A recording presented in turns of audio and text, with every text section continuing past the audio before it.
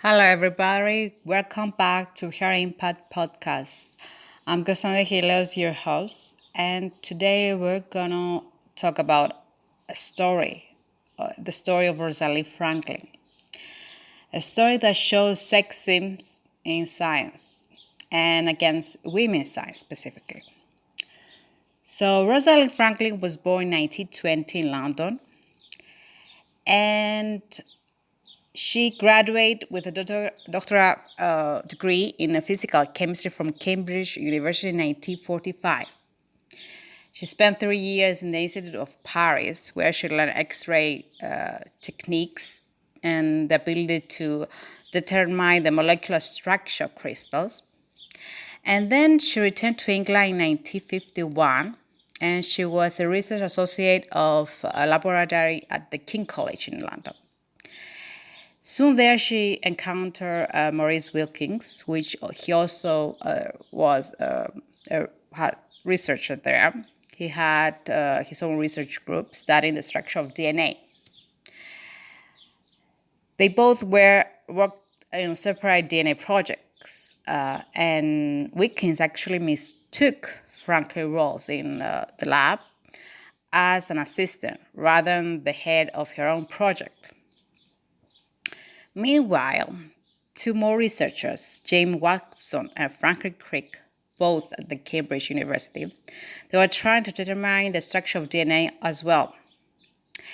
And they communicate with Wilkins at some point, and he showed an image of a DNA produced by Franklin, where she used the X-ray experience she got in Paris. The famous photo 51. And he showed the photo without Franklin's approval or knowledge.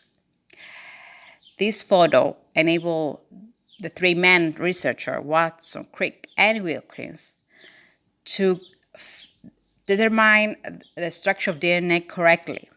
They have tried several times in the past, but they didn't achieve it.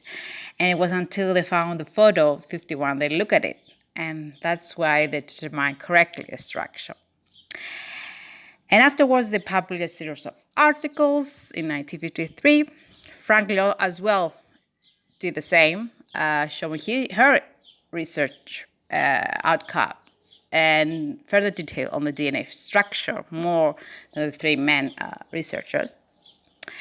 And that image, the photo 51, it was very important to determine the DNA molecules and its structure. And that's why the three men, Watson, Crick, and Wilkins, received Nobel Prize in Physiology or Medicine for their work in 1962. Unfortunately, Franklin was not credited by the Nobel Prize Committee because they say she died 4 years before the three men received the Nobel Prize. She died from cancer in 1958 in London. And that's why Nobel Prize, they say, the committee, they say she didn't receive it. But a lot of research believe that even if she didn't die back then, she will still don't get any credit.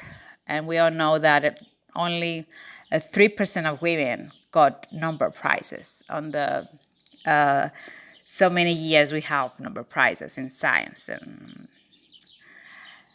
so these women, she did something incredible. She actually produced her work. We know now the structure of DNA, and we all know DNA, how vital role plays now in medicine, in forensic, in so many different sciences. And without her, we wouldn't have done it.